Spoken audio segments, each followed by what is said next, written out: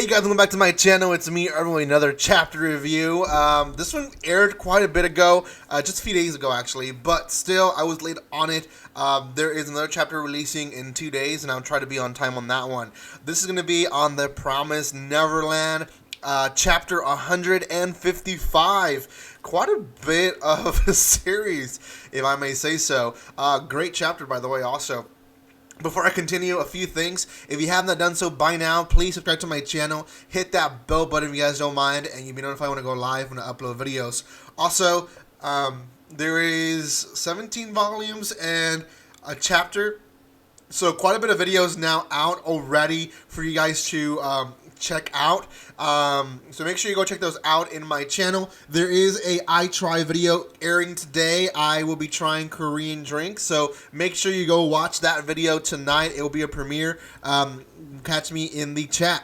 Lastly, there is a spoiler alert to the series because I will talk about it in some detail. So make sure you guys realize that I'm way beyond the part where the anime is at. So, okay, the chapter itself starts kind of ignoring the whole fact where Norman is, because how chapter 154 ended, Norman was in the brink of dying, and they completely ignore that. They start back with John and Gilda, and they're in the city essentially trying to stop the demons that have gone haywire. They've gone wild from killing the other demons. So what they're trying to do is basically shoot them down, and eventually they start throwing the blood of the girl who her blood makes them regenerate back to their human form. So they do that, and essentially they seem like to be being able to control the poison attacks that Norman and his henchmen released on the town. We finally get a little bit of conclusion there, and we go back to where Norman is. Now, if you forgot, 154 ended with the Queen standing up over Norman and them freaking out. Now, one of his henchmen throws himself and sacrifices his foot to save Norman. And essentially what's happening now is all the bodies that were left behind, all the demon bodies, she is now absorbing them, it almost seems like, and she's started morphing into this ugly blob of just humans and demons that she's eaten. Multiple of them are kids that Norman and Emma knew, and they're all saying hi Emma, hi Norman, hi Ray, which is kind of freaky, to be honest. Not really sure if they're conscious or if they're just, I have no idea. I don't know how that works, but they're being regenerated into her body, and it's just this big blob of heads popping out of her body. And another one is the sister, Sister Corman, I believe.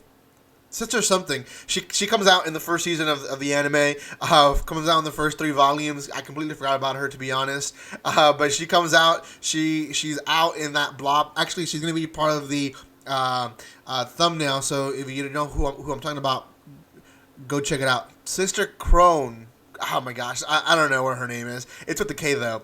The point is, you see all these demons and heads of humans formated around the Queen's body. So what ends up happening is everyone's trying to figure out what the heck is going on. Norman tells his henchmen to go, and only Zazie stays behind. Now Zazie's the one that has a helmet and kind of doesn't speak, but he's the best warrior of them all. So he stays behind with Norman, Ray, and Emma. Now, to be honest, I don't know why Norman decided to do this. If Norman, Ray, and Emma, not the strongest. All 3 of them are not pretty strong. They're smart. I will give them that. They're smarter than the other guys. But I'm trying to figure out if that was his logic, is that they'll help me outthink the Queen, or if his logic was just, I don't want them to be together, or I don't know. Have no idea. But they stayed behind. They're going to fight this Queen. At the end of the chapter, the Queen herself forms herself back into a human form type of demon, but completely different. She's more white. Pretty exciting chapter. What do I think is going to happen next? There's no telling what's going to happen next. It's kind of obvious that they're going to have to fight her. I don't know if they're going to outwit her. as quickly as we expect. I think this next chapter is going to be a good chapter because we've waited a whole week and a half to just get this chapter, where most chapters are week by week. So I think they did that way because this chapter is going to be quite a bit of a packed chapter. We're going to maybe get some deaths that we don't want. Is that going to happen? I don't know. It could. But we'll see. The anime itself, it will be airing a second season next year, and I doubt they're going to reach even close to this point. I think the next season is going to be maybe up to the where she ends up in a different farm, or not really farm, but that whole grounds where they hunt kids. So yeah.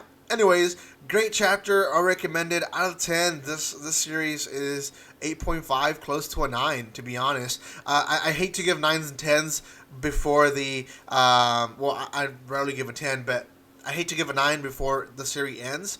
So for now, 8.5. Depending how the series ends, I'll give it a 9 or lower. Anyways, thank you guys so much for watching this video. If you have not done so by now, subscribe to my channel. Again, there is a premiere coming out this evening, which will be me trying Korean drinks. Also, there is a giveaway video coming out tomorrow that will be announcing the next giveaway for November. But then there's also a live video tomorrow. I am going live with Arceus, and we're going to be doing a small podcast answering the question that you guys asked Arceus, and announcing the giveaway winner for his welcoming party here in this channel. Now, if you haven't done that, if you haven't gone and been part of that, go and do that right now, and go check them out in that video. Thank you guys so much for your love and support, and like always, don't be strangers. See you guys.